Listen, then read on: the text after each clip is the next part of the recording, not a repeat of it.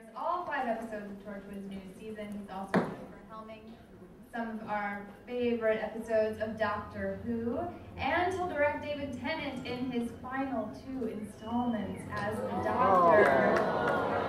He's a lucky man. Please welcome Euros Lyn.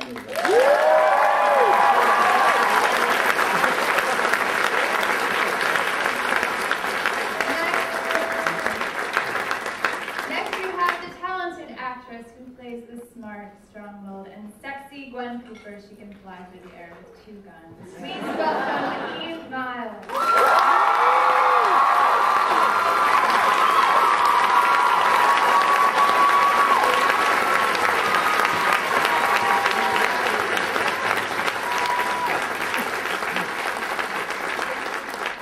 Welcome to New York!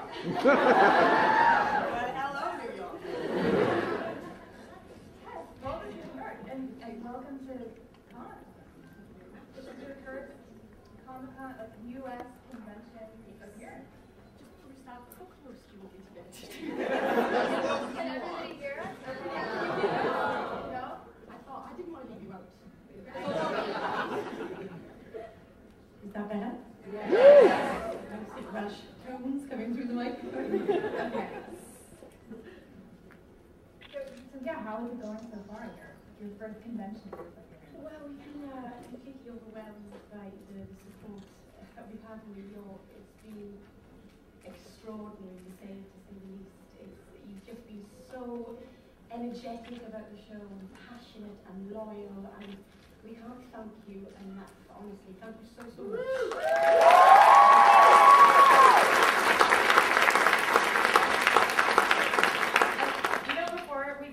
We are going to take questions from the audience. So if any, and there's a microphone right here. So if any of you guys do have questions, feel free to line up, and we'll get to as many of those as we can.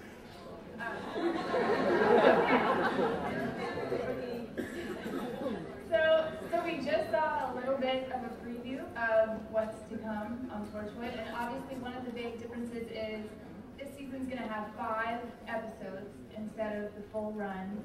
So, can you talk a little bit about the idea behind that this time around? Yeah, I think we're really keen to do something different with this season, and we want to tell a story in a way that we haven't done before.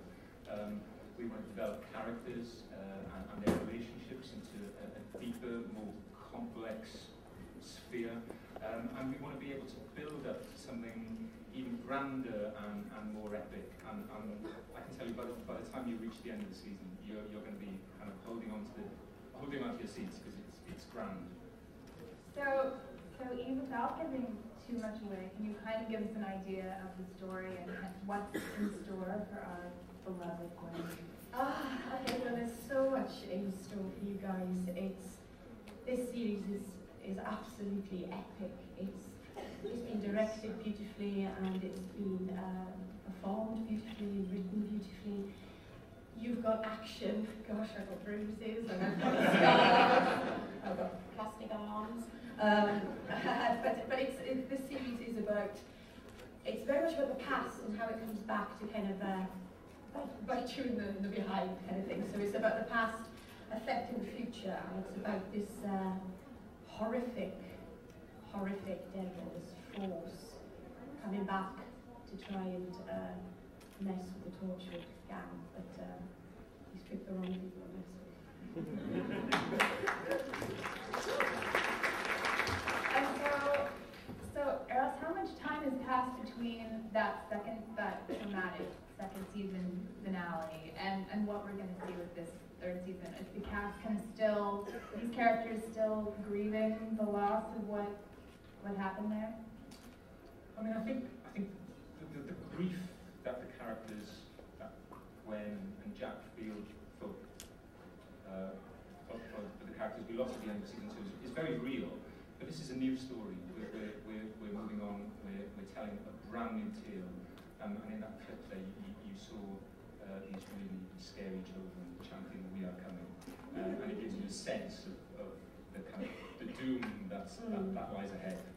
That and the characters, Tosh and such fantastic, massive characters that they will never be forgotten. And I refuse them to be forgotten. You know, they were amazing. And I think throughout this new series, they're a huge kind of symbol of how life is so short sometimes, and how dangerous the organisation of Torchwood is to be working for. That at any point, you know, you're not safe and that you can go at any point. So they're the big kind of, they run a big theme through the series that life is short, either grab onto it and protect what's rightfully yours. Well, I imagine that had to be kind of weird to go back to work without, you know, two major members of your cast. It was so quiet. It was unbelievable. It was very, very weird, you know. It's kind of, I don't get too dramatic about it, but it was a very difficult thing, because we were losing two friends as well as two great characters, you know. So, but this story is about something completely fresh and new, so it goes at 100 miles an hour. But we miss them. Yeah, we miss them very much. So did it change the dynamic of working on the set at all? I think that inevitably that will happen, but Jack, Yanto, and Wen become a massive ensemble team this year. So they've got no choice. They have to get stronger. They have to be more powerful, and lo and behold, they have to work together. Yeah. You know, so it's awesome. Yeah. It makes it easier to direct as well, because they as a gang hate each other. We're just crazy, you know, and kind of sparking off each other and misbehaving. I can't tell you. So kind of this. It makes it much easier for me. We like to call it fun. Yes, there is a lot of messing around, but we do long hours, and no, we do. We have a lot of fun on set. And I think that sometimes the storylines are so heavy that without fun and humour, you know, you wouldn't have that spark so much on screen, I think. So it's great, great. John farts a lot. Everyone is twittering that right now. Sorry, John, but you do. I'm not going down that road. Next question. Kind of a cast shift, just can you talk about like, who is definitely coming back from the second season that we've seen before?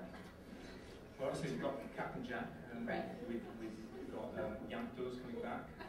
We've got Reese, the lovely Reese is coming back, and yeah. obviously Gwen. So we've got our kind of core heroes. Is the Weevil coming? Would you like him to? I would. Yes. The Weevil was on vacation for this particular. Setting it up in Barbados. He's got a big paycheck. But no, we love the Weevil, don't we? He's fantastic. It's very strange sitting and having a cup of tea with the Weevil. It was a chat about television last night, and you know, you're a Weevil. He's very, very friendly. Now there was some talk that Martha Jones could be in this season, and even Mickey Clark might be.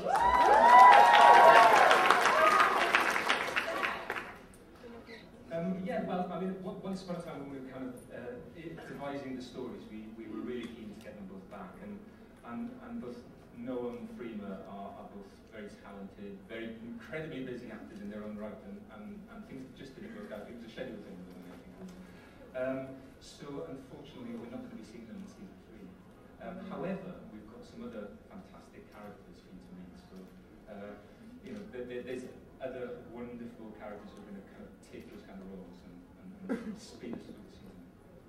Do you want to preview any of those? Well, so the mysterious Mr. Frobisher? Yes. Yes. I mean, he plays the greyest, middle-ranking civil servant, somebody who's kind of worked hard all his life, never stuck his head above the parapet. And here he is, he finds himself in the middle of the biggest kind of terror to face the earth so far. So, you know, he's a very reluctant protagonist, antagonist, I don't know, somewhere in the middle.